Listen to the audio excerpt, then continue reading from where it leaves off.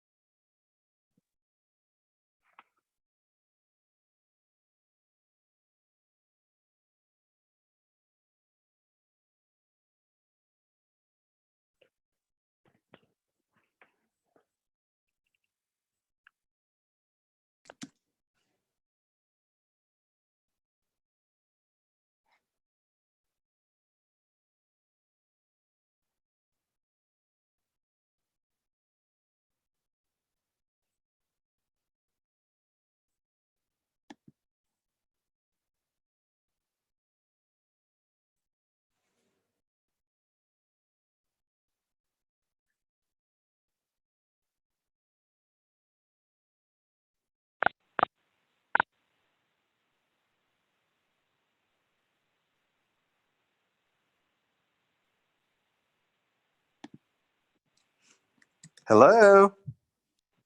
Hello. Hello. Hello. Who's all there? This is Tyler. Hey, Tyler. Pete here. Hi, Pete. It's Hey, Cal. Pete. Fellow, this is Ben Fox. Good to hear from you guys.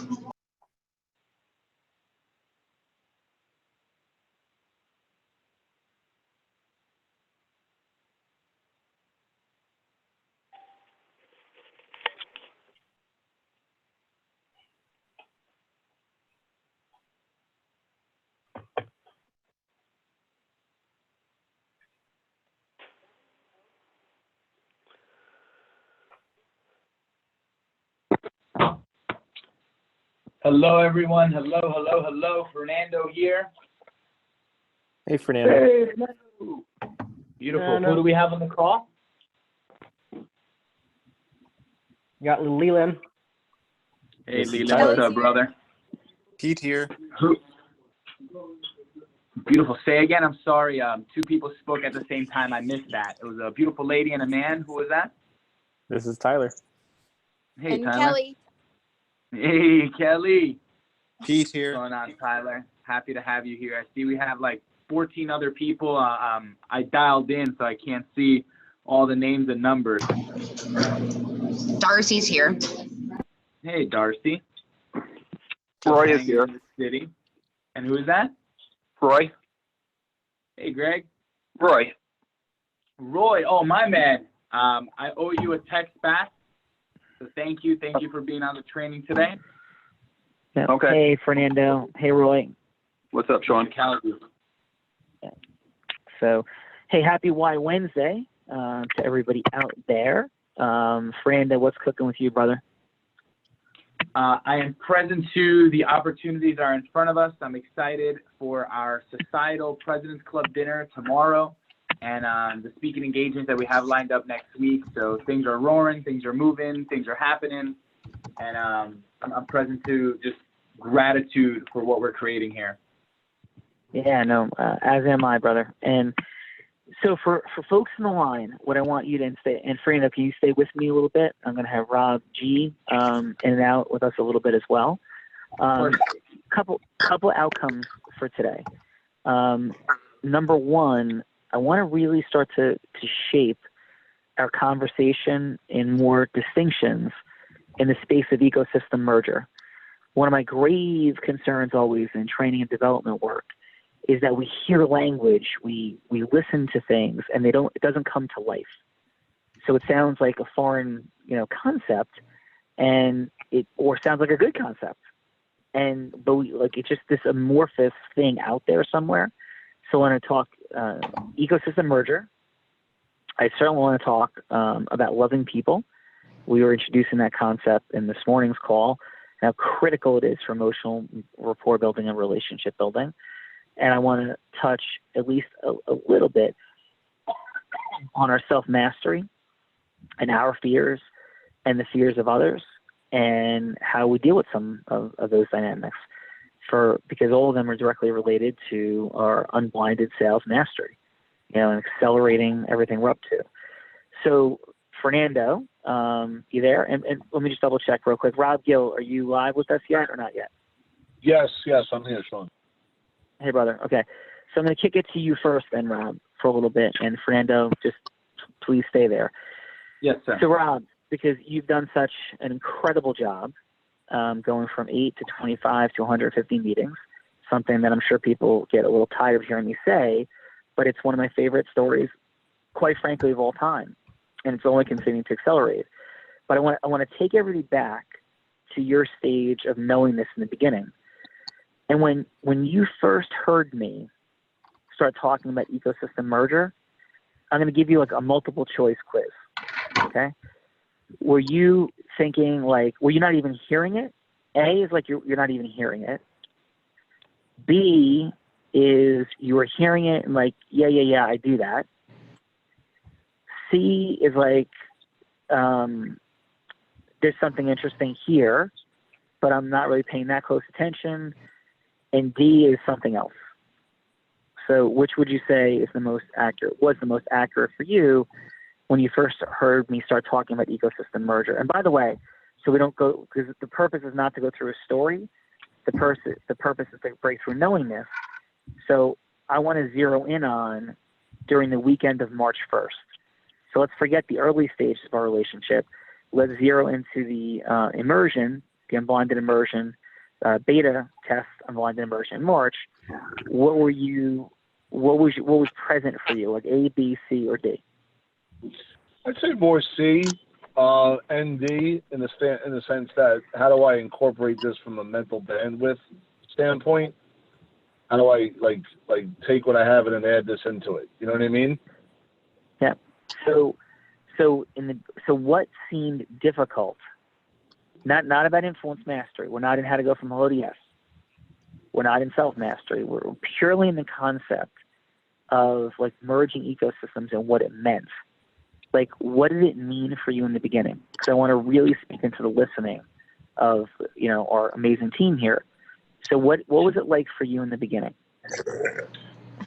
Merging the beginning, like day one beginning, or like no, like March, like when you were first starting thinking about merging ecosystems. What did it mean to you, and what seemed difficult about it for you? Well, the biggest challenge for me was I was concerned about how other people would react, right? And how I could bring them closer to what we were doing. So I would avoid like I'm not going to name a name on this because there's a lot of people. So there's still one ecosystem that should have been merged over a year ago and it just hasn't. And in that space, I've completely given up on it. You know what I mean? Like because I come from a place of, if you want to do it, you'll do it. Your action will be louder than your words. It's not about I'm gonna. So I just step away, right? And I think I've seen it over and over again. Whenever you speak with people, good things happen, right? So I managing relationships and at the same time being able to kind of put the time and effort it is into having this ecosystem, not just get to the initial meeting, but to gain momentum and stay and lift off. That's always been the biggest challenge from a time management standpoint. How do I introduce and then how do I manage it once it's out there in the middle innings and in the middle nuances? Got it. Okay. So let me ask you this. To Rob Gill, what is an ecosystem? We say ecosystem, what does it mean to you? Well, to me now, today, it means, being able to be part of, being with someone else or some other organization that's going to edify me as I edify them, have a ping pong effect and really uplift each other. That is beautiful. Love it. So could you say that again, brother? Yep. So being with either another person and or an organization where we edify each other back and forth at all times with no hidden agenda and really be able to give and contribute to them first. I look to what I can give first before I ask what I can get. Okay, love it. And so just quickly, stay with me, Rob. That's beautiful. Get everybody to mute themselves besides Rob and Fernando right now. Let's just everybody mute, please, except we're going to go to questions later. Everybody except Rob and Fernando. Thank you so much. Fernando, you live, bro? Rob, stay live. Yes, I'm here. Yep. Okay. So love Rob's discussion. We're going to kick it back to Rob in a second. How would you define an ecosystem? So Rob talked about the benefits of an ecosystem. How would you describe what an ecosystem is? How would I describe what an ecosystem is? So what an ecosystem is a group or community which could have direct impact to my life, my business, or my income, in which it is influenced by a group of people, which when merged can create a flow of business or opportunity unlike networking could ever produce. Okay.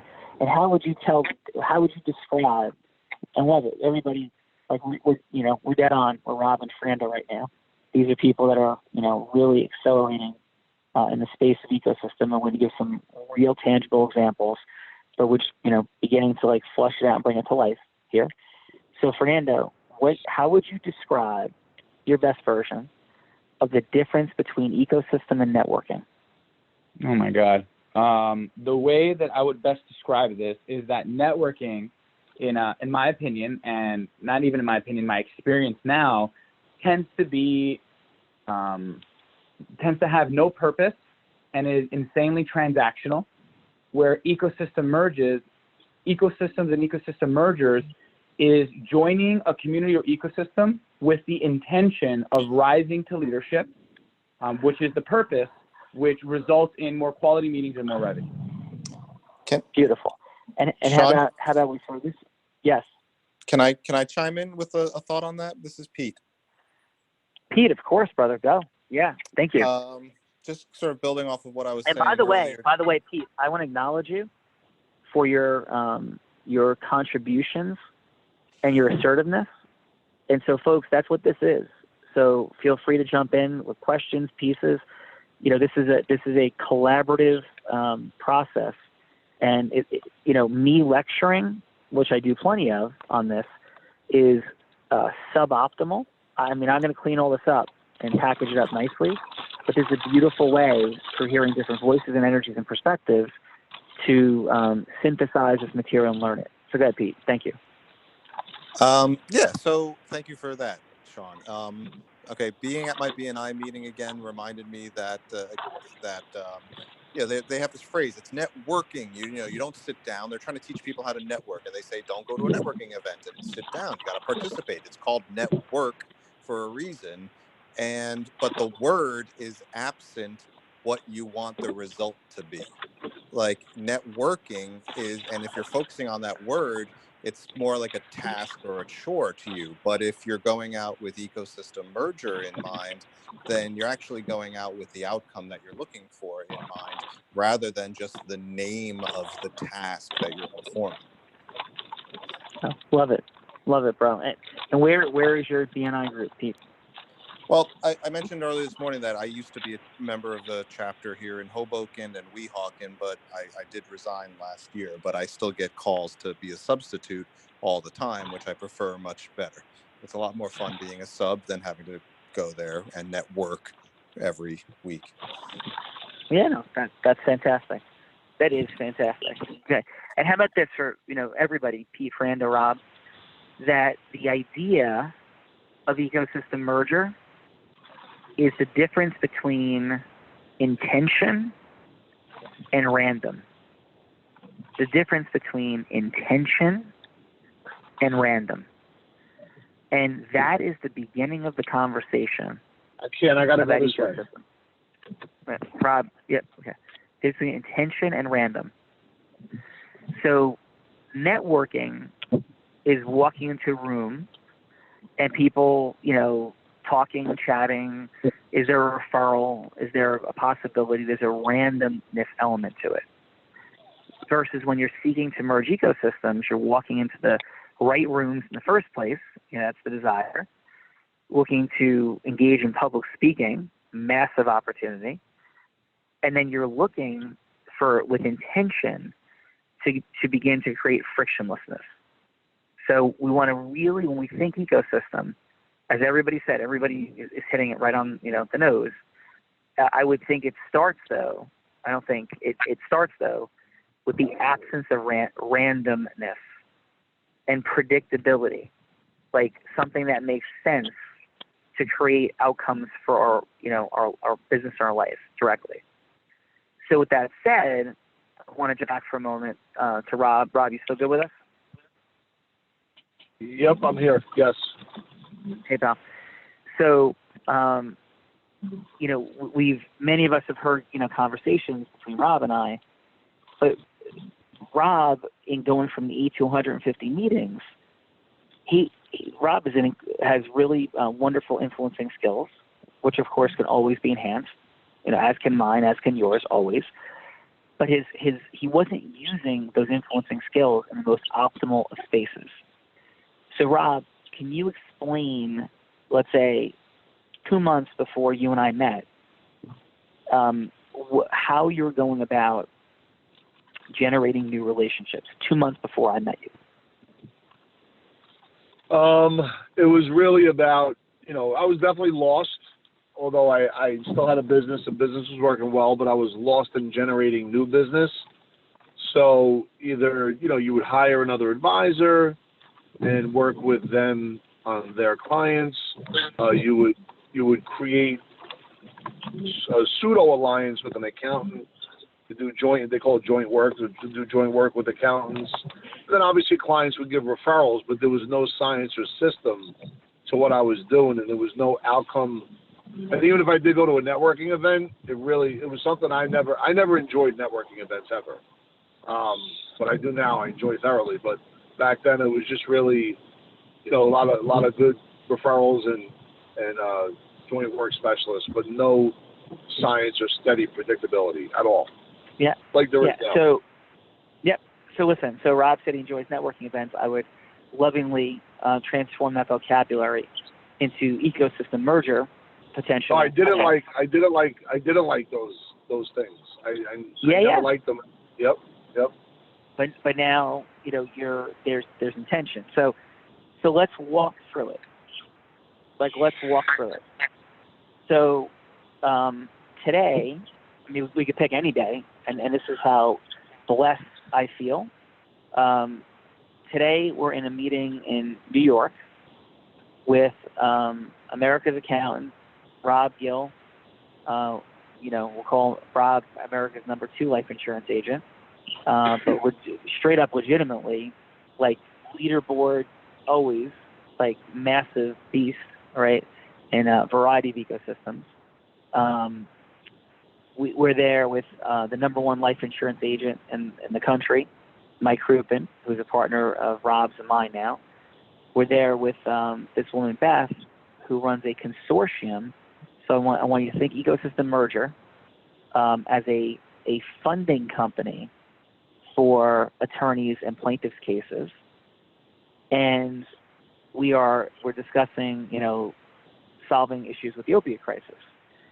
Putting aside the beautiful contributions and charitable dynamics that could result, but doing good in the world that could result from it. Let's talk money and business.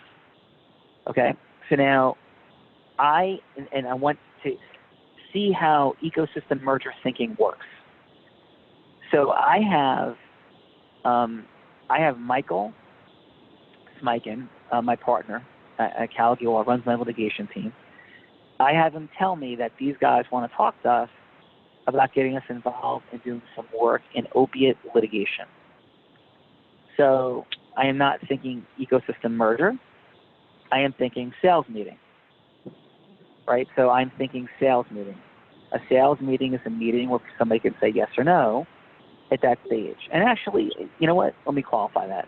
I was thinking ecosystem merger, but I was thinking ecosystem merger for generating legal work for our litigation team.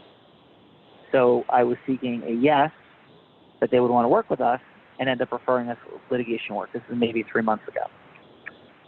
Go to the meeting. It was sort of confusing.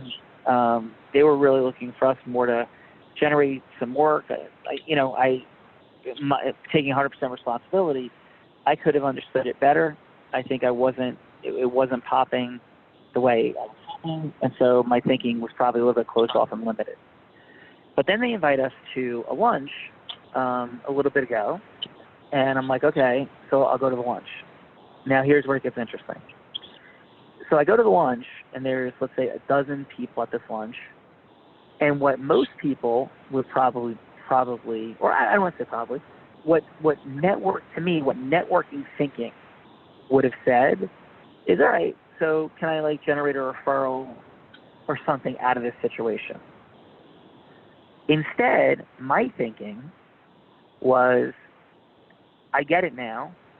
There's an opiate crisis, and signing up municipalities and hospitals and other groups is what this group is looking for. So I think about it and say, okay, now let's pause.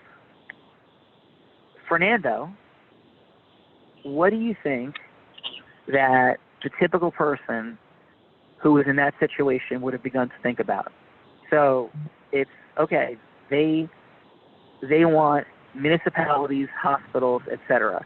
What would somebody in a networking mindset have thought about? When you say they, you mean? I make money legally if we could sign up some hospitals and some municipalities to help them recover money from opiate litigation. Yes. So what do you think, like, lower level networking thinking would have been? Would have been a transaction, a client, just like at the beginning when Rob first met you. He's like, man, I'd love to have Sean as a client, which is like a networking mentality. And if you look at where you are now after 16 months of ecosystem merging, it's much larger than that. Yeah. Okay, so this is a one-off. Yes, you're right. So it's a one-off lunch, and what I think a lot of people would have thought is, what municipalities do I know? What hospitals do I know? And how could I get someone to sign up? And if they couldn't think of any, they probably would have thought, well, this is going to be too much work. So, but here's what ecosystem thinking leads to. So I don't think that at all.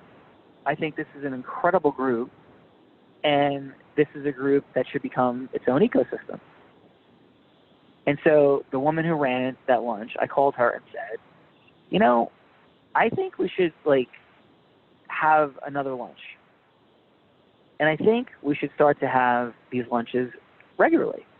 It's an incredible group of people that get to do so much.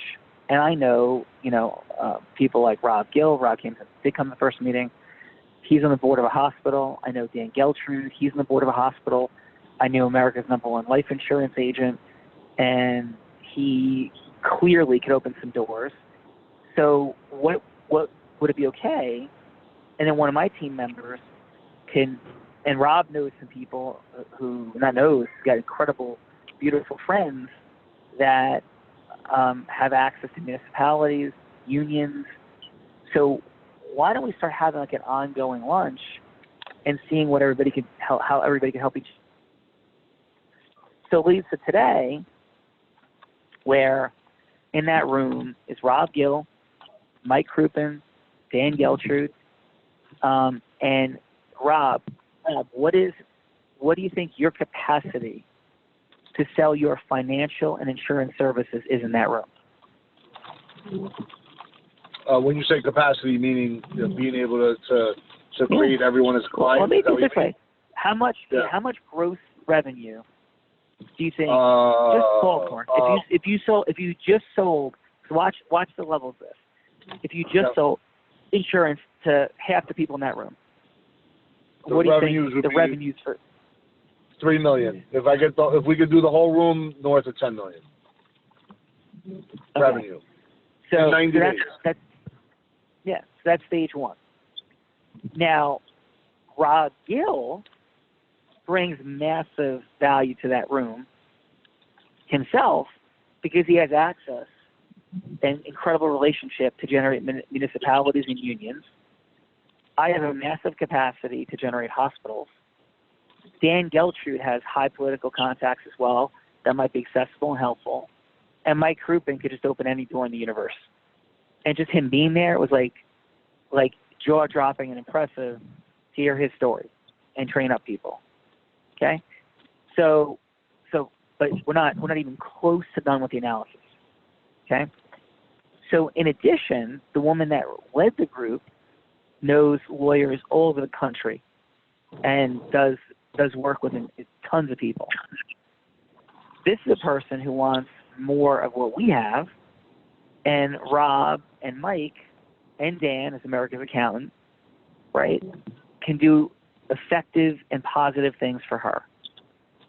So forget the room that we're in today. We've now merged ecosystems, not only with it, like that's going to happen again. So probably back in that room in 2 or 3 weeks with that same group of people, maybe additional people. And by the way, Dan Geltrude's on Fox News 3 times a week. There's a woman there that's on Fox News regular herself as a legal commentator. There's, 5 different law firms represented in the room. And there's Beth and this massive funding company that have access to hundreds and hundreds of law firms. But not just access, like influencing relationships, meaning they have ecosystem mergers already through their business with many of these law firms. So now that we've merged, I said that too quickly. They have ecosystem access mergers already with so many law firms not in the room. So now that we've merged ecosystems with Beth, with a little bit of work on frictionlessness with Beth, now we have access to all these law firms all over the place. Fernando, does that communicate? Yes. Okay, so give me your, like, what you're hearing about today and the mission of, like 3 months ago, hey, maybe I could, sign somebody up for these guys. And that's what they were seeing. Or maybe they could refer me a case to where we sit today. Because I'm going to drop the mic right now. And at times I'm going to be loving. At times I'm going to be aspirational. At times I'm going to be fun. And at times I'm going to drop the mother effing Zeus mic and say, I hope you heard what I just explained I did. Because I tell lots of stories about lots of things. I haven't told this one. And this has just come to life now. And I'm putting in a room for all of us. And Rob's put in that room for all of us. And all of us, 1 + 1 equals, $1 trillion. We're talking millions and millions of dollars of work coming online and coming to life from something that easily could have been nothing and just died on the vine. So Fernando, like, what's present for you and what are you hearing? What I'm present to is the power of multiples, is the power of long-term, is the power of intention. It's not always going for the low-hanging fruits, but seeing what others don't see and educating them on what ecosystem mergers are, because it's clear to us that are in the game. To others, unfortunately, they live and are conditioned in this networking transactional mind, and it's not that they don't want to, but they're almost unable to see like what's actually possible in the longer term. Without a doubt. And so let's go further. Fernando, for purposes of January 10, 11, 12, the Callaghy, the unblinded Callaghy training model, do you see how much value there is in just these relationships with law firms, the people they know, and Beth and the access to massive legal groups, including NJAJ in New Jersey, including NJAJ in New Jersey, including the mass tort group nationally that she's a part of? Like, can you see the value? And why I'm doing these in segments is because it's not one value. It's a value for insurance. It's a value for helping people in the opiate crisis. It's a value for Callaghy Law. It's a value for Callaghy Training and Development. It's a value for Epic. It's a value for Mike Crouppen. It's a value for Dan Geltrude, America's accountant, and his beautiful accounting firm. It's a value for all these people in the room that want access to more municipalities, more unions, more hospitals. All of that was happening. At the same time, coming from a meeting I went to 3 months ago with 2 people. And now all of a sudden, we're talking about building a consortium that's going to do all of these things. That is an ecosystem merger, and here's my drop the mic. That is an ecosystem merger I've been paying like C-level attention to. Like not A-level, not B-level, C-level attention to. And that's why I'm talking about it. because it's kind of like just there. But for most people, I would have 15 years ago, I would have, climbed Mount Everest to be in a situation like today. Like climb Mount Everest.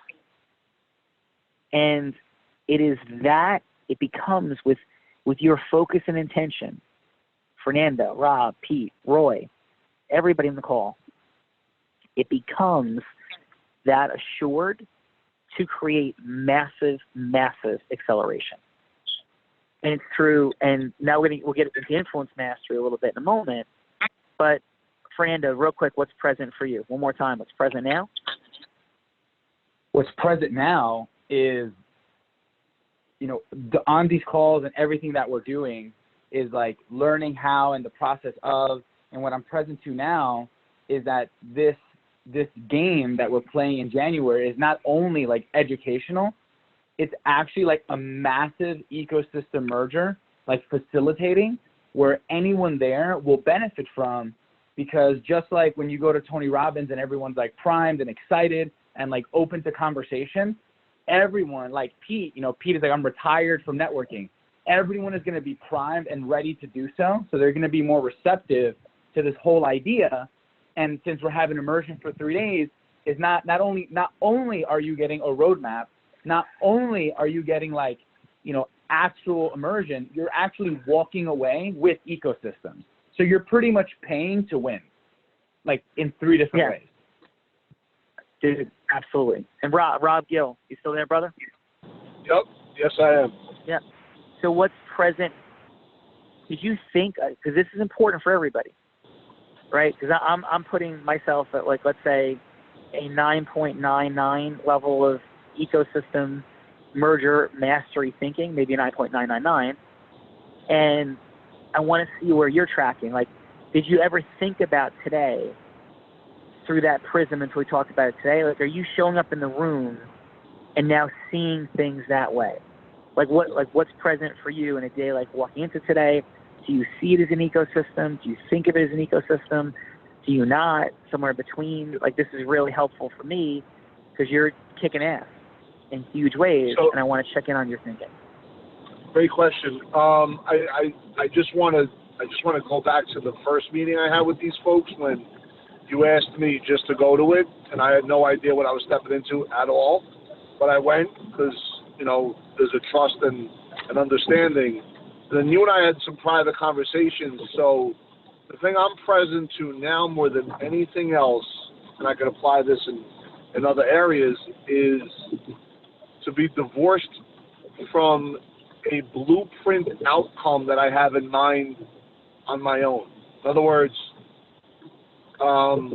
sometimes I'll in a situation, I'll want an outcome to go a certain way. And we talk about, life conditions and blueprints with Tony. Sean had said to me recently, he probably said it a lot just 2 years, but for some reason I started hearing it a lot over the last 2 weeks. He talked about how and I'm using my words now, but he's divorced the outcome and focuses on process. And I can't help but to think that as I'm just thinking about what happened today, because it was different. It was Dan Geltrude, who I actually introduced to Sean, and him and I never connected, but through Sean, we connected on a world-class level. So that's a 2-year relationship. It was Mike Crouppen, who I met through Sean, because when we were out west at Idea Labs, there was another situation where they met each other, and then Sean explained to Mike that he's partners with me, and then Mike said, well, and Rob Gill's my partner too, and he was in the room. And by the way, there was people that were in the room that met him out in Beverly Hills, which we didn't even know about before the meeting today. So what's present to me is not focusing on outcome, focusing on process, and truly giving, contributing, and really wanting to make a difference in a positive manner. And those folks in that room that have been after this opioid crisis for the last 7 years, you can see that this is what they've been bringing to the table. I hope that answers the question the right way. Yeah, no, it does, Rob. So let me just expand a little bit. I'm going to go back and then recap a couple things. So when you meet Beth, the woman running this ecosystem, I mean, Okay, let me strike that. But did you see this today? When you see Beth, do you see Beth and this ecosystem and the ecosystem that she has influence over beyond it? Do you think that way? Is that like it's like Beth, hey Beth, love you as a human? We're going to talk about love in a couple minutes. Love you as a human, and yes, I see Beth as ecosystem and multiple ecosystems. Is that how you see Beth, or you do not see her that way? Well, no, I did not. I see it now because of what we talked about, because Beth is a strong personality, and in my mind, this was her thing. So I felt like the first meeting, but the first meeting, it was all about, hey, how can I help out? But after today, actually joined today until now, I fully understand that she's a massive, multiple ecosystem merger in things that we didn't even discover yet. But she knows everybody. Yeah, and did you notice? Liberace. Yeah, including who? I'm sorry. Liberace. I heard that today. Amazing. Yeah. Did you see it go from Beth's ecosystem today to our ecosystem today? Not ours, like, and not hers, but that we are now, like, ecosystem, like, together. Yes, what's interesting is I see it. I'm not sure if she knows what's happening yet, but yes, I see it. You know, you get what I'm saying? Like, because now I know the formula. I don't know if she knows what she's about to step into, which is really good for her. But yes, yeah. I do see it. But absolutely. All right, but do you see her? Simple question. Here, all you got to ask yourself: do you see her as seeing her future in us? We'll call it the CALG ecosystem. Let's say you're part of it. Do you see her seeing her future in the CALG ecosystem? Yes, yes. I see her, the entrepreneurial version of her, kicking into full gear. No question about it. And she is not confused. She is not. And she is an entrepreneur. Yeah, and now here's the key. Because you might go, well, Rob just said that she didn't know what she was stepping into. And I agree. And I also agree that she sees her future in us. She may not understand what that all means. Yes. But she knows she's experiencing gravitational pull. And, like, our ecosystems have merged. Like, not complete frictionlessness yet, but our ecosystems have merged. Fair, Rob? Yes, 100%. Even the woman from Fox News, you know, if there was more time, she would be coming tomorrow night. You know what I mean? Like, because, and she doesn't even know why either. So like, I think what I'm saying is these folks know that there's something happening that doesn't normally happen every day. And these are high-level, mature business folks. I'm going to describe it that way. I don't want to make it about a monetary thing. They've traveled in rooms and been around people that, from a business standpoint and experience standpoint, it's at a very high level, to the point that, you know, sometimes I'll look around and say, wait a minute, what am I doing here? You know what I mean? For like a second or two. Limiting beliefs. Yeah, and by the way, go ahead, Rob, I'm sorry. Yeah, just go through the limiting belief, work through it, and then, you know, step into what I know best. Yeah, but it does happen. And when Rob says, like, hey, what am I doing here? Rob's a guy that has made 7 figures in personal income in a year multiple times. Is that fair, Rob? Yes. Yeah. But I don't brag. So, I'm not bragging. You know, no, but you're not. We're not bragging. But we're saying that even you, as a very, I mean, that puts you, right, in the 99, right, 99.5 percentile. Right, 99.5 percentile. 99 is for $100,000.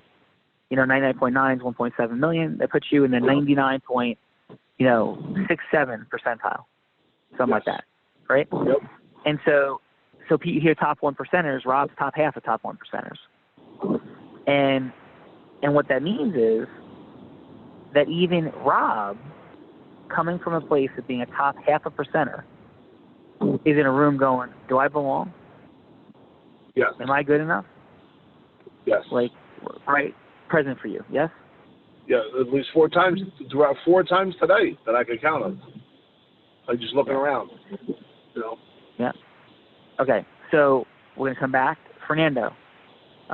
Yeah. Any questions? No, well, whatever. Questions, thoughts, comments, present for you. Go ahead. I'm in like deep integration mode right now. Okay. Is this like, and here's what's interesting, because Fernando and I talk all the time. Is there any level of like, whoa, I didn't know all this was going on, that's present for you about just this conversation from today? In like the details that you've discussed, yeah, I'm like, oh my God, on top of everything that's happening, like that's also happening is like it's just crazy. Yeah. And here's the other thing, is I could tell you 4 other things happening. I could retell that story in terms of ongoing ecosystem merger dynamics, at least 4 and possibly 10 more that will be similar chats like that. And there's no bragging, there's no ego, there's no nothing at all, not even close. It's just that's ecosystem merger thinking, having intention versus randomness. Intention versus randomness, right? And this is the byproduct. Now, okay? What we're going to move into in a minute is about loving people for a few minutes. Then we're going to move into how people come to see you in a way that you're running around in rooms like this, how that happens, okay? Because some people might be going, yeah, I can't get to a room like that. Well, that's completely untrue. Maybe it will be challenging like in the next week. Maybe not. Maybe it would be. But it wouldn't be challenging in 6 to 12 months. And there's certainly rooms that may not be of quite the same economic standing that you can get into within a week. That would create significant and if not exponential acceleration in your business. Okay, so that said, does anybody have any ecosystem merger questions? But pause for 1 second. In terms of randomness versus intention, 1. 2, in terms of what an ecosystem is. 3, as opposed to what might be some strong ecosystem fits for you and what you're up to in your business. Like let's go with those categories of questions. Intention versus random, meaning networking versus ecosystem. What might be the right ecosystem for you? Or what is an ecosystem? Does anybody have any questions, thoughts, or comments on any of those subjects? Hi, Sean. This is Ben Fox. Hey, Ben. How are you, brother? Doing awesome. Thank you. I've got a quick question about ecosystem merging, and I had a quick comment first. I feel like yes, please. With working with you this last year, watching you merge ecosystems, I've noticed you love everyone. Paid super attention to that. What I wanted to say about networking is I've realized that networking is a numbers game. It's transactional, it's just numbers. What I've noticed about watching you with ecosystem merging is your energetic transference. Every single time I've seen you merge an ecosystem, there's been amazing energetic transference there, and I wanted to ask you about that, and I'll take my question. I'll just press the mute button. Thank you, sir. Yeah, no, don't mute yourself yet, Ben. Thank you. Don't, because I got a couple of quick things. So number 1, I want to acknowledge Ben, because Ben is currently in the process of creating an insane, beautiful ecosystem merger. And his insane, beautiful ecosystem merger right now is with the AFB, the American Foundation for the Blind, which I'm not having an ecosystem merger with them without Ben. And then Ben, when he was at Business Mastery, the Tony Robbins event, he met a number of people in Platinum, built relationships, and he's putting together an ecosystem merger event between the AFB, some folks in Platinum, and the New York Plat world, and other folks that we'll be having there. And this is, Ben, you deserve enormous acknowledgement and validation for what you're doing there. along with our Calgary, unblinded training. So that's a remarkable thing that you're putting together. And I want to acknowledge you for that, brother. Thank you, Sean. I want to share how it feels to be involved in that, because I believe so powerfully in energetic transference, and I feel like I've been caught up in it, and it's just awesome. And lastly, I want to say, sir, I saw you on YouTube a long time ago. I've gotten to meet you. I've gotten to see you merge ecosystems. And Rob, I get to be in rooms with you all the time, and I'm always thinking to myself, how did I find myself here? This is amazing. But I feel like I've got a good foundation under me because I'm learning about the foundation fundamentals. And I'll just throw it out there. The Calgary formula, it's putting all this language and verbiage to things that somehow I would do accidentally, like hit and miss in my life. And I would try to tell people about it or talk about it or have discussions like, hey, you ever had something like this show up where you're at, like I would in the past go to a networking event and try to network, and an ecosystem merger would happen, but I wouldn't have the words to describe how it happened or how to recreate it. So thank you for putting words to these wonderful things and helping me to understand how it all works. And that's all I want to say. Thank you. Yeah, but Ben, you also had a question about emotional and energetic transference. Is that correct? Oh, yes, I did. Can you please tell me how you find that and how you stay in that moment?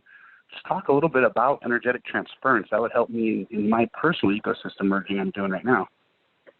Yeah, no, beautiful. Well, so I created the distinctions of the 4 energies because I realized that people were having some difficulty finding their way to emotional and energetic transference. And we have 10 indispensable elements. One of them is emotional and energetic transference. And without it, we don't get from hello to yes. So now we're dropping into influence mastery for a second, and we're going to apply it directly to ecosystem merging. So if I show up at an event like today, and, well, I know, Rob, you're there. What would you say is the perception of people, like we were on the table and we shared who and what we were, like, Rob, how did I do? And I'm not looking for a compliment. I'm looking really for how did I do in the space of emotional and energetic transference? Your take. Yeah, I've had the good fortune of seeing you being able to introduce yourself to new people. And whether it was Idea Labs when we were up there or even today or just in general spaces that we're in, it was phenomenal because of the ability to adapt to the room that you're in. So you don't have a static approach at all. You have a very fluid approach. And as a result of that, it just comes off very well. And you created the credibility on being an attorney, but also the credibility of the relationships you have in New Jersey that could have a positive impact on what the people there really want to hear about, which is the opioid crisis. Yeah. And what did you think, like, energetically? Like, was my energy moving from me into them? Like, did I take over the energy of the room when I spoke? And I don't mean like take over like a DJ, like a concert. Nope. So can you speak to that issue? Because today was Delmonico. We're just off of Wall Street in the financial district. So it wasn't, a jump up and grab the microphone. It was, okay, it's my turn to speak. 14 of us around the table, whatever the number was. Speak to the energy coming off of me. So the certainty, high level certainty. This was a room full of certainty. So Sean brought a high level of certainty with compassion. And what was interesting to me, because I don't, believe it or not, Sean's my best friend, right? But I don't ever hear him speak all that much as an attorney. I really don't. We don't, for whatever reason, I'm not really in that space all the time. So when he's in a room full of, and I'll say it from my vantage point, high-level attorneys or high-powered attorneys that come from different parts of the country, really is what I saw today. He put his flag down. He conveyed a level of certainty, which we all know he does, but the energy transference was incredible because, when you know what we are now beginning to know through the results formula, and you watch how people react, their body language, and how they open up to him and want more of him, it happens at an alarming clip, no matter what room he's in and what he's saying. Whether it's the prison guards or whether it's a bunch of attorneys that are changing the world on the opioid crisis. Yeah. And fair to say that nobody in that room, thank you, Rob, fair to say nobody in that room delivered with more Zeus energy than me. No, not at all. Not one bit. Even the leader, even the guy who's right. I'll call him the leader. The guy that is the lead attorney, I guess, in this fight. That filed the action. That filed the action. Yep. Yep. So he didn't have what, and he was good, by the way. He was really good, but he just, there's only one Sean. And I don't mean that to soup him up or to edify him, but I mean it more like just how every word is measured in front of attorneys, which measure words in general, right? Every word is measured, and every outcome he has in his head premeditated what he's looking to get done. I always find that extremely unbelievable every time I say it. Because when you get to know him personally more and more, you forget that that's there. At least I do. Yeah, no, thank you. And so Ben, emotional and energetic transference, when it comes time, there's 4 energies, we know them. But Zeus energy, when you're dealing with a Zeus energy filled room, you got to disrupt the Zeus energy by going over the top of it. So the way you create gravitational pull, like the world works on hierarchy. Let this land. Yeah. In ecosystem merging, the world works on hierarchy. And if you're not going to assert your Zeus energy, Ben, at a higher level than anybody else, remember the sequence. We're not doing it first. We're doing it after we build rapport. We're doing it after we let people come in with their Zeus energy, Right. and step into their greatness. Then you got to come over the top. And over the top doesn't look like I'm better than you. It looks like more fluent communication. It looks like more certainty, as Rob said. It looks like body language being like super I'm going to be real. Like, I'm not nearly as big as I once was. I ripped my tech off a while. I'm not as big as I was a year and a half ago. The lady running the meeting came up and said, I want to and she wasn't being flirtatious. She's like, I just want to squeeze your arm since I heard you talk, and you're wearing your sweater, you look great. Like, I want to squeeze She said, your I muscle. want to feel your muscle. Yeah. Yeah. And so, but here's my point. You know why she said that? Not because my muscles are so gigantic. I'm in good shape, I think, right? No, I know. But because I had Zeus energy. Because my body language said power. My body language said strength. And that literally happened because of that. Because of the way I carried myself physically. The way I communicated in the room was with intensity and power and strength, and also goddess and aspirational, not fun. I don't drop fun in when I first introduce myself. I do not drop fun. Fun comes later. Fun isn't the space of hierarchical Zeus energy. I leave fun to the other people in the first intros. My first intro is not fun. Fun could belie weakness and fear. So when we're first introducing brand new people, I am fun. I'm crazy. Rob and I do really, silly videos. But when it comes I'm in a room and it's hierarchy and here we go, I'm dropping Zeus like an atomic bomb. It's a combination of aspirational. It is goddess, but then it is mostly Zeus. Let's go 1 part aspirational, 1 part goddess, 2 parts Zeus. Is that helpful, Ben? Specifically for me, yes, it is. Absolutely. Yeah. And hopefully for everybody, because I'm going to tell you this. My experience is, because we live in a culture that tells us to sit down, shut up, and blend in, and we particularly live in a culture that is ostensibly anti-Zeus energy, that I see very little Zeus energy in the world. So I'm going to give you the this is $1 million secret right now. See, $100,000, $1 million secret. You can so easily succeed in ecosystem merging by simply delivering massive, massive, congruent Zeus energy. Because everybody wants to follow Zeus energy, whether it's a man or a woman. Like Oprah's got, just massive Zeus energy. She got goddess energy. But when Oprah drops into her Zeus energy, it's like, Oprah, you feel it. And that, so it could be man or woman, right? But when you're in a room, Zeus energy is what people follow. People follow Zeus. That's what's up. And I am committed to always never having anybody have more Zeus energy in a room I'm in. Ever. And if you want to get really weird, I'll go really weird. Without a shadow of a doubt, Tony Robbins, when I'm in that room, and there could be 10,000 people in the room, he is not confused at where Zeus energy is exploding from.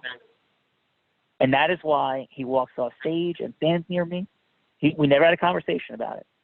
I'm gonna ask him, right? Because next time I have a direct conversation with Tony, I'm gonna ask him. I might wait till March until his house. I will ask him. If I'm making this up and I'm crazy. Comes off the stage in New Jersey, 7,000 people in the room. I'm in the fifth row on the left. He walks right next to me. Because that dude, Tony, is massive Zeus energy. Massive. And Zeus energy wants to be near Zeus energy. Period. So you want people to lead you. You want people to merge ecosystems. And we'll talk about love in a second. Love them always and have massive Zeus energy. All the coaches, the great sports coaches that I followed that taught me so much, I wanted to be close to them because they loved me and because they had massive Zeus energy. Right? They loved me. There's goddess there. They showed me a road to a dream. They sprinkled in some fun. And mostly, right, so don't forget, we're not talking just Zeus energy because they drop Zeus energy like lightning bolts. Roy and I played for Coach Slazak. Love Coach Slazak, our freshman football coach, done videos with him. Dude, that guy was the scariest human I ever met.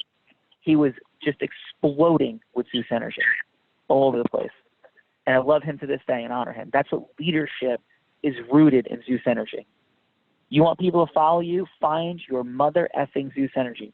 And I don't know people's preferences and things, so I'm gonna, refrain. I haven't dropped an F-bomb yet, I think, on a call, so I'm gonna refrain from it. But Zeus energy is the game. It is. And it is indispensable. It is where and why people will follow you. Period. Does that communicate, Ben? Absolutely, it does communicate. And for the record, I love your Zeus energy, and that's a big reason what made me to follow mine and just following you, sir. Absolutely, Zeus energy is where it's at. Yeah.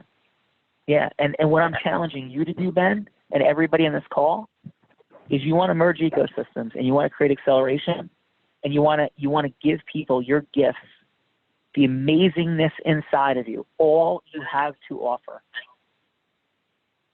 Step into your Zeus energy. Encourage other people too. Because what the opposite of true Zeus energy is when you got to tear people down and hurt them and push them down. It's called being a bully, right? Mm. It's when your true Zeus energy is you're encouraging people to step into their greatness and you're stepping into yours. And unleash yourself. Unleash your Zeus energy, yourself, and watch what happens. Because I'm stepping into the biggest rooms just everywhere now. And there is no confusion. Fernando's watching it happen. Ben, you've seen it happen. Rob, you've seen it happen. Rob, do we ever walk out of a room? Now, some people may be like, well, who does that guy think he is? Now, I try to very carefully, work through that. Work some a lot of goddess, a lot of love, a lot of aspiration, a lot of fun. I'm having other people step into theirs. But some people still going to have their own challenges, their own significance. And there's plenty of people who don't like me. And I don't want them not to like me. It's not my preference. I love people. But I can't, if I'm in a room of 50 people, I can't have a one-on-one conversation and neither can you, deal with every single ego in the room.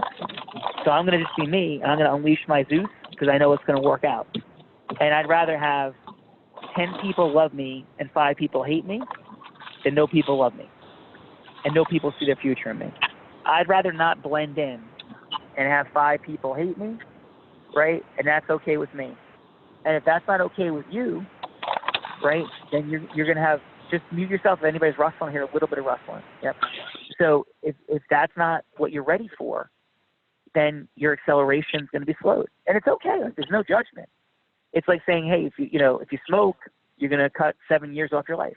I think it's 6 actually. 6 years off your life if you smoke a significant, consistent level. I'm not judging it. I'm just telling you what's going to happen.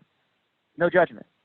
But if you're not going to step into your Zeus and own it and own yourself and become great at understanding how to unleash that in the fluency of your communication, the certainty of your communication, the congruence you're delivering, the physical presence of your body, right? And being connected to it, feeling strong, feeling certain. If you're not going to be in that space and you're holding back because you don't want people to not like you and to say, who do you think you are? It's okay. You're just going to slow your progress, exponentially slow it. Fernando, what's present for you, brother? What's present for me is that you're going to get a lot of fucking Zeus energy from me now. Awesome. That's what I'm present Love to. it, dude. Yeah. And you know what? You bring a ton of aspirational energy. Yeah. You bring a ton of goddess energy. You bring some fun energy. But your Zeus energy is an extraordinary opportunity for acceleration for you. Straight up. Yeah. And Ben Fox as well. Right? And probably most people on this call. Roy is one of the sickest, badass mofos ever. The guy almost dies, comes out of a hospital, runs 18 miles, literally almost died. I left and he was in a life-threatening state one night when I left the hospital. I cried walking out. The guy's running 18 miles a couple weeks later and runs New York Marathon. And at the same time, and Roy, physically tough guy, bench press, well over 300 pounds, just a beast, straight up. Great leader, ferocious wrestler, football player, street fighter, all of it, right? In Roy's communication influence, there's an extraordinary opportunity for Roy to increase his Zeus energy. So you want to have a little club, Ben, Roy, Fernando, create the challenge each other, step into your Zeus energy club. Find partners. We are the average. Tony Robbins says this. I've heard it from other people as well. We are the average of the 5 people closest to us. In our money, in our health, our fitness, our energy. I'll take it for the same thing, our Zeus energy, right? So join forces and go. Rob Gill has some more opportunities to step into Zeus energy, but Rob finds his Zeus energy pretty quick, right? And I think for Rob, it might be a balancing. For Rob, it might be a balancing of how do you stand in true Zeus energy without throwing punches and without creating conflict. Because Rob he's in his Zeus energy. He's not in his Zeus energy. He's in it, and it's often found for him in a state of conflict, right? So he's getting there, and he's making beautiful progress in his Zeus energy and his maximization of it. But we're not talking about going to conflict. We're talking about just owning yourself at the highest level. And Rob, you still there? Yep, I'm here. I understand. Yeah. So what do you think of that? Is that accurate or inaccurate? Well, yeah, because once I go red, I go red. I don't know how to dial it back. Yes, I agree 100%. I understand what you're saying, and I agree 100%. Yeah, and so what we're saying for everybody is, let's not get confused. We could be angry and in our Zeus energy. We can be angry and be in our Zeus energy, but our Zeus energy should not be reserved for anger. Let that drop. Our Zeus energy is not reserved for when we're angry. Our Zeus energy is just where we step into when it comes to step 3 and this time for us to deliver our unique identity. Remember, we're meeting people, building rapport. We're in goddess, we're in aspirational. But when we're delivering around a table of 10, 14, 6, 8 people, strangers, and we don't have time to individually build rapport with everybody. I walk in a room like that, and I'm nice, and I'm goddess, and I'm aspirational, and I'm listening, and and the quick conversations I'm having, I'm so honored to be here. Such a pleasure to meet you. Like, that's where I am. And then when I get the mother effing microphone, it's time to show everybody what's up, what time it is, right? And I love them, and they're amazing. But let me show you who I am, because it's stage time. Let me deliver. Let me unleash and show you who I am, what's happening. I got 60 seconds. I'm going to let you know I have 2 top 100 national jury verdicts. Unique privilege to be only 1 of 2 lawyers in the country to deliver that. I have 125 people that work for me, offices in 5 states, 6 offices in 5 states, about to open a 7th office in a 6th state. And my mission in this world is to deliver the greatest sales training program in the history of the planet. And I bet $250,000 on the internet that nobody can out-influence me on a neutral set of facts. And I stand behind that. That's some Zeus energy. So Ben, when you're dropping, repeat it. What, right? Like, so Ben, it's for you. It's unstoppable. Sean, you're breaking up. I can barely hear you. All right, thank you for. I still can't hear you. Yeah. I thought it was me, so thank you for saying something, Roy. Sure. Yeah, Fernando, can you hear me? Yeah, now I can hear you, but you were getting cut off. Only I the can hear you last now. part. All right. So can you hear me now, Fernando? Yes, we can hear you now. Okay. And if it gets wonky, just tell me, please, right away. Thank you, Roy. Yep. Okay, so delivering your Zeus energy as a part of your unique identity is it's just indispensable. Mm. So let's back up now. So actually, before I move on, I want to just ask anybody any questions about Zeus energy, what it is, what it isn't, things you might be struggling with or confused about. And I am not talking about men versus women. Do not get confused. I am not talking about men versus women. Goddess isn't women and Zeus men. Goddess and Zeus have to be in all of us. No woman can sell without Zeus energy, straight up. No man can sell without goddess energy and Zeus energy. No woman can sell without her goddess energy, right? It's just what is. Not an optimal level, you can't.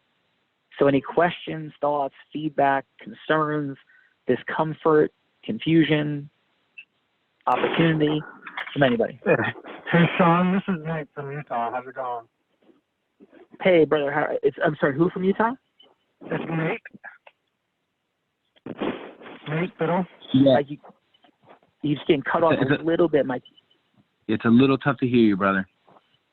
He said Nate. Nate. Oh, Meg, Nathan. okay, I'm sorry. It was a little. Yes. Oh, Nathan. Okay, my goodness. Yeah, it was. Every time you say your name, Nathan, it's getting cut off. My apologies. I'm in a weird. No, you're place good. right You're good now.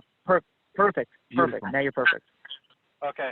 So I just have a question in regard to Zeus energy. I'm a what I would call an introvert, and I don't like the spotlight on me. But I am a very emotional person when it comes to defending myself. But defending others. But when I get angry, sometimes when the Zeus energy comes out, it feels good. But at the same time, I feel bad about it because I feel like that I have made myself feel better at the expense of someone else in regards to showing somebody who I am. And my question to you would be, is this common? And if so, how does one overcome this issue? Yeah, Nathan, thank you. So, dude, that's like a made-up segue into our next section. So I love it. So my answer is, it is beyond normal. My mom, every time I start dropping in, and my mom loves me, she's given me such beautiful acknowledgement and validation in my life. Whenever I start dropping into Zeus energy in any moment, it makes her look uneasy and nervous, right? Because we have this sense that sometimes Zeus energy can be disruptive and perceived negatively by others, and it absolutely can. Like, that is completely true. But the way to overcome it but okay, before you get to overcoming it. However, if we're not dropping into Zeus energy, we're not making things happen. Like, remember, Zeus energy is to decide, to cut off, to overcome, to go forth. Like, that's what Zeus energy is. Okay? So leadership, influence is done at the moment of Zeus energy. Like, that's when, like, agreement, action. Now, we could draw people forward, got it, towards us. There's influence there. But in terms of clarity, making a decision and moving forward, that's when we step into Zeus. Goddess attracts, Zeus moves forward, right? Decides and moves forward. So in terms of its indispensable nature, without it, nothing happens. Which is exciting. And you know what? Goddess energy was Haight-Ashbury. Goddess energy was the hippie movement, right? Not the rebellion part, not the marches. That's Zeus energy. But just the idea we could, like, move to San Francisco in the summer of love in 1969, all hang out together, and, like, it's all just going to work out. That's Goddess energy run amok, right? When that movement moved into Zeus energy and became about, like, civil rights and gender equality, that's when it dropped into Zeus and things happened, right? So Goddess attracts, Zeus makes things come, okay? Whether it's male or female, you know, execution. Now, how do you overcome it? Very simply, Nathan, now we're into a self-mastery conversation. We said we haven't touched enough on love yet. We'll circle back to that in a minute, but we're going to get to self-mastery later, so I'll drop into it now. So self-mastery is the ability to get ourselves to act and follow through.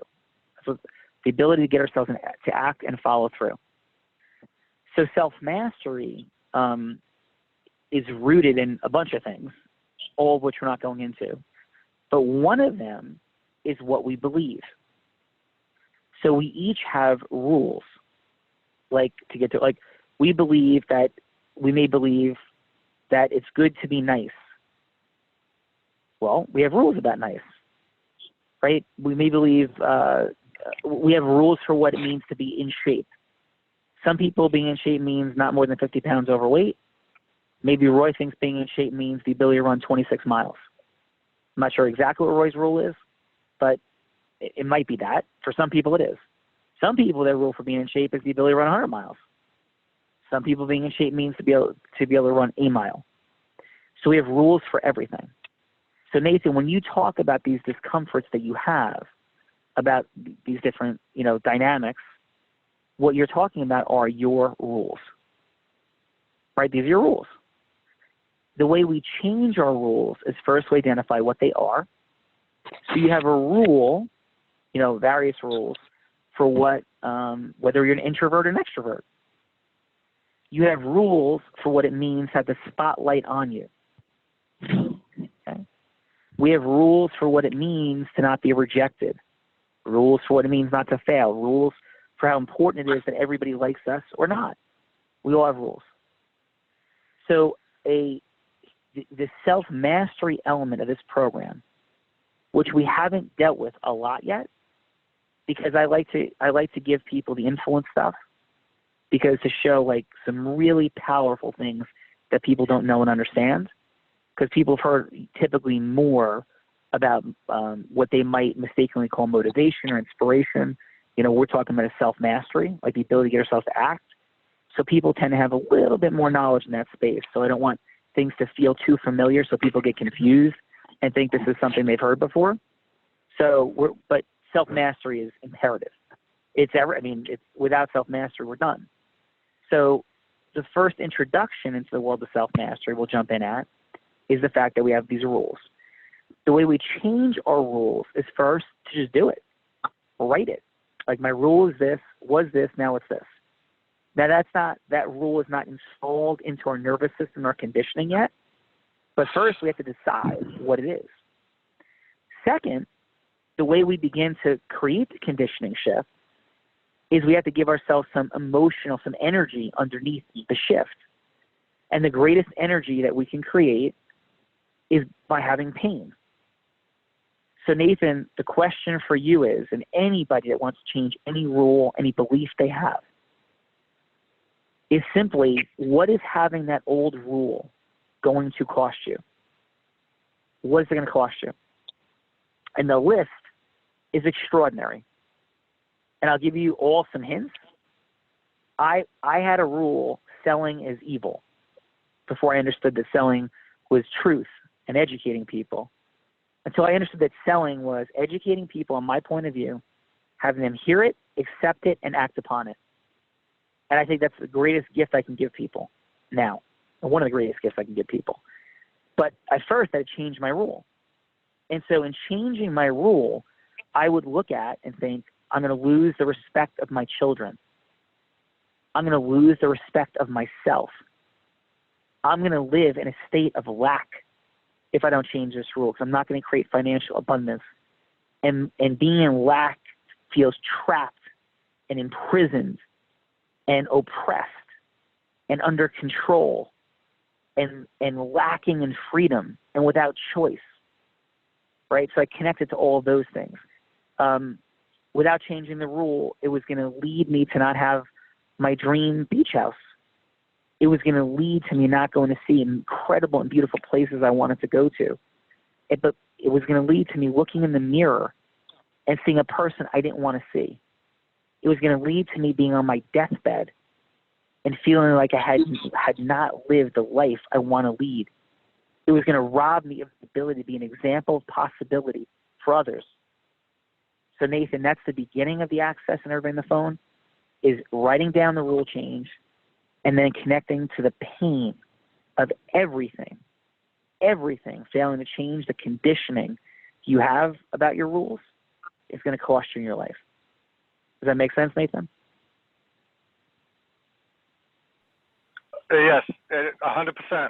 Thank you. Yeah, thank you, brother. Okay, any questions on anything up to this point? I know we're getting down the home stretch a bit.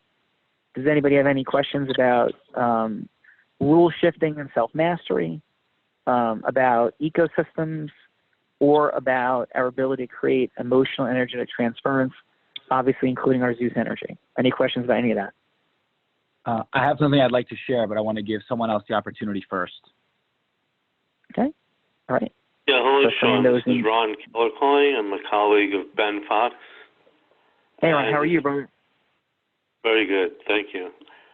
So this is my first experience with Zeus Energy and everything that you're sharing, which I really can appreciate. And as far as I can understand it, it's an effort to plug into a synergy to help accomplish what each of our sphere of influences exists for. And I'm looking forward to participating more.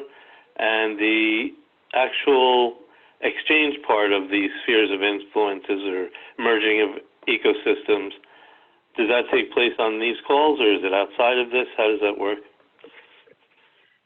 Of learning about what to exchange? Is that the question?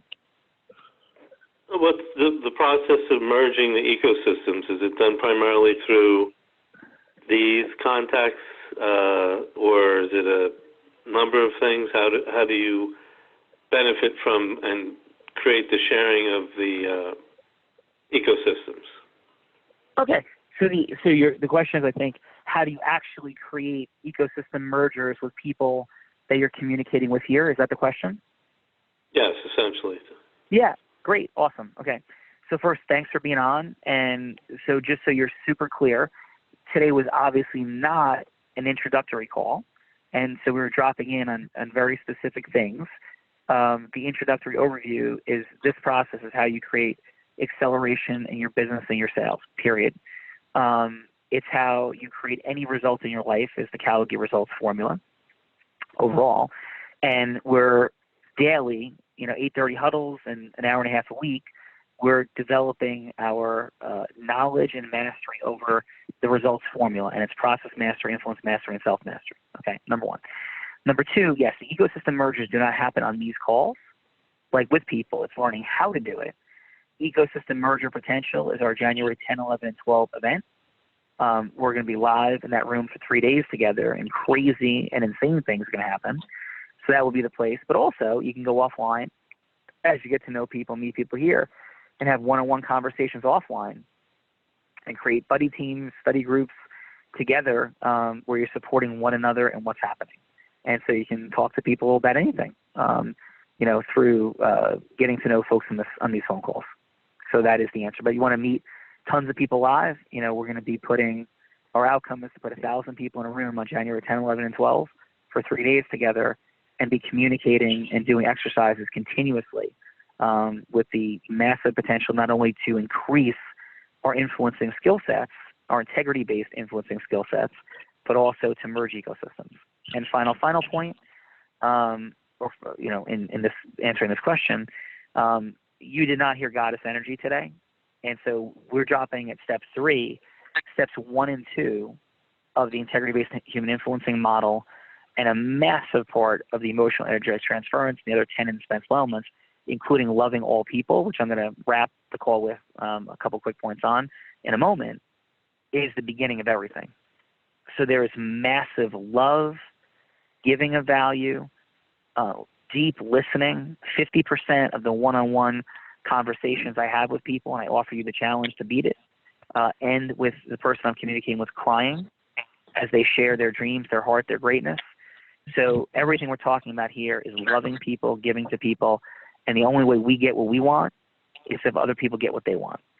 But Zeus energy drops in and is needed and required, because if we don't make a decision to take the hill, like no hill gets taken. So, we got to make decisions, we got to do things and help people see what they don't see, because people are fear-based and inertia-prone. So we want to help people walk through that while we have their absolute best interests at heart and full integrity. Make sense? It does. You Awesome. sound very inspirational, and I can't wait to enjoy more of your group and what it has to offer. And thanks so much. No, thank you. I really appreciate it. Love Ben, amazing, and so looking forward to getting to know you. So thank you. And my mission in life is, my hope is that if you're going to list the 10 top things that you got from me, inspiration wouldn't be in the top 10. But I'm honored and thank you. And my desire but I'm grateful, because I do want to be inspirational, but I want to be a bunch of things before that, including teaching this massive science. So I'm incredibly grateful to have inspired, and I will be even more excited to keep sharing the science of how we go from hello to yes with people and how we create massive acceleration in our business. But thank you so much. Okay, so all right, so we got 8 minutes. Okay, so with our 8 minutes, and then Fernando, I'm going to get to you. Give me a 4-minute heads up in 4 minutes. I want you to do your share. So we spoke this morning for a little bit about loving everybody. I want to drop back into that space, and this is a beautiful juxtaposition, because we're dropping Zeus energy everywhere. And now I'm about to tell you that loving murderers is a part of the outcome that we're seeking from our heart and our soul. So I have deeply intense and personal pains that I if I had more time, I would go into more in depth. But let me drop in here. I had some horrendous things happen to me in my second marriage that I allowed to happen, I enabled to happen, I take 100% responsibility for. While I do not at all minimize the behavior that happened on behalf of my ex-wife's activities. At the same time, which is very challenging and difficult to say, so we went through a divorce, and I had every right in the world to seek the divorce, and I did. And in it, after multiple times of assuring me that when I gave her money that she wasn't entitled to, that was in advance on our prenup, I had text messages to back it up. I didn't have to put it in writing. I still gave her trust, even though she had completely destroyed my trust in every way, multiple times over the period of years, quite frankly. I still did it. I take 100% responsibility for doing it and not getting things executed. But then when I decided to get divorced, she was supposed to get X under the prenup, and she asked me for 10X. 10 times what the prenup called for. When I had gone to get the prenup created, I went to an attorney outside of my law firm, family law attorney, who drew up many prenups and said, listen, I want you to draw it up so it's fair and equal as though you're drawing up for both of us. And certainly she can go get it reviewed by an attorney, but I want it starting there. It came back. I said, you know what? I want to add this, this, and this. I want to add more in. And I did. So I not only drew up a fair prenup, objectively, from an attorney who does it, I added stuff in. So after all the things that I endured, which, by the way, were a nightmare under anybody's definition, straight up, okay, I am now being faced with somebody who I felt contributed virtually nothing to our relationship in any way. It was a relatively short-term marriage. We were essentially separated after 2 years, getting divorced after 4, and was now asking me for 10 times the money. It was one of the most painful, enraging, and upsetting situations of my entire life. Probably the most. I came to a place of absolute and complete forgiveness. It doesn't mean this person belongs in my life in any way. And I have committed, since understanding these distinctions I'm going to mention in a moment, to unconditionally love all people while maintaining healthy boundaries of who can and can't be in my life. Okay? I share that because without it, as I said this morning on the huddle, we cannot execute integrity-based human influence, because then we're only going to be nice to people we think can do things for us. And we're going to be selectively nice, and we're going to feel manipulative, we're going to feel fake, and it's going to impede our self-mastery. With our self-mastery impeded, we're not going to use our influence mastery in the execution of our process mastery. So loving all people is the first of the 10 indispensable elements. Like emotional and energetic transference is another, but love is the first one. In reaching this point, what was extraordinarily helpful for me, and I'll cut it here and kick it to Fernando for a second, what was extraordinarily helpful for me was to realize that every single thing I do, you do, and anyone does falls into 2 camps. It's an act of love, or it's a cry for help. It's an act of love, or it's a cry for help. And behaviors that we would, say are not behaviors we want near us are not about us. The things that occurred in my life that this person did were not about me. They asked for the money, even though I'm writing checks that I would prefer not to be writing, right? Were not about me. They were a cry for help. That's it. They were not an act of love. Now they hurt, I'm upset, I'm angry, but they weren't about me.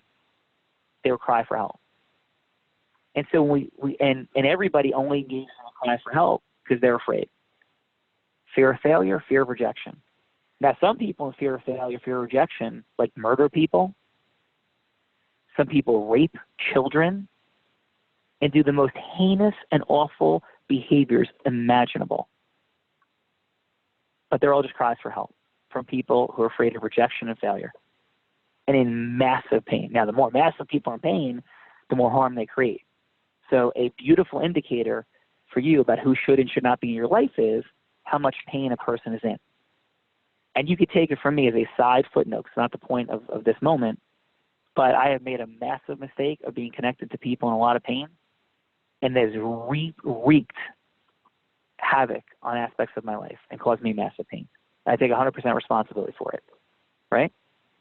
And so that's where codependence and caretaking dynamics and books on that, like Marianne Williamson's work, comes from. We'll have conversations about that on future calls. But the jump-off point for today is say, have massive boundaries, make really healthy decisions for who's close and not. We've got to love everybody. And the access to loving everybody is realizing everything is either an act of love or a cry for help. And if something is a cry for help, it's out of fear of failure, fear of rejection. And every fear drops into those 2 categories. Fear of failure, fear of rejection.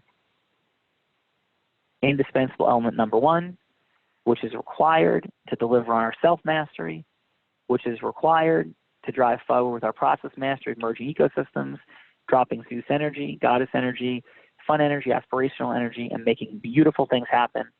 That's how we get to a day like today, meeting these beautiful people, creating massive opportunities all over the place, merging ecosystems like crazy. That's some of the pieces. Some. Okay? Fernando, what's up, brother? Thank you. We are at that time, so I will keep it super brief.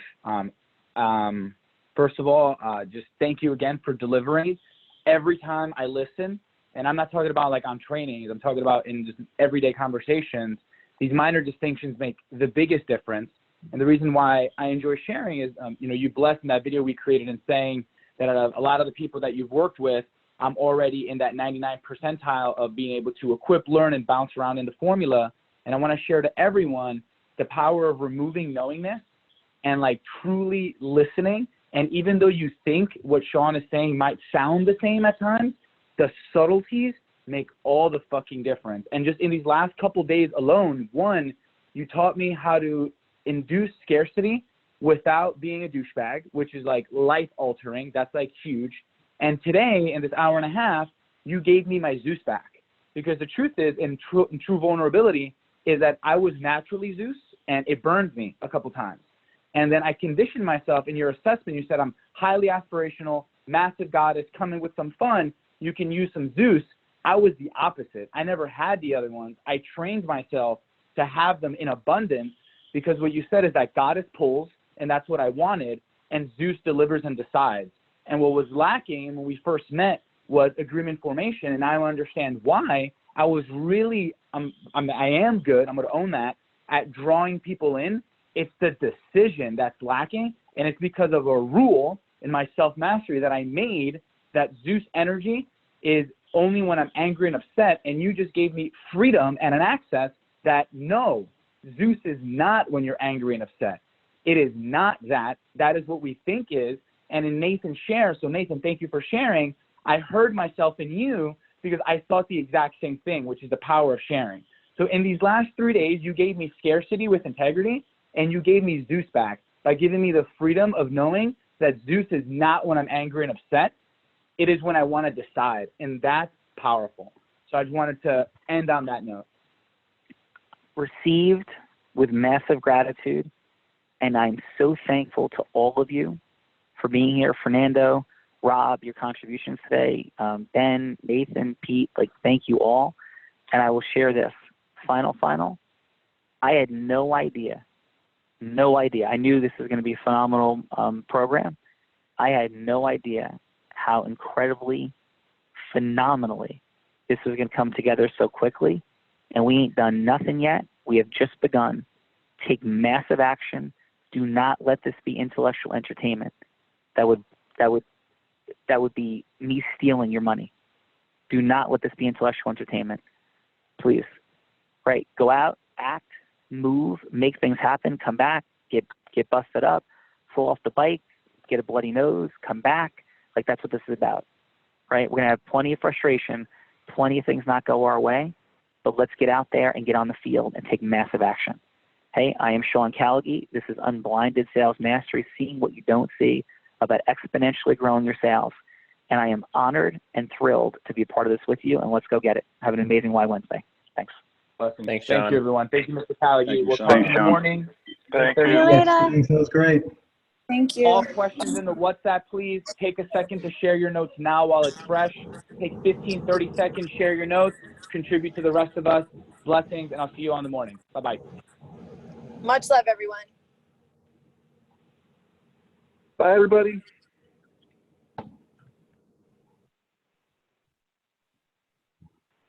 Goodbye.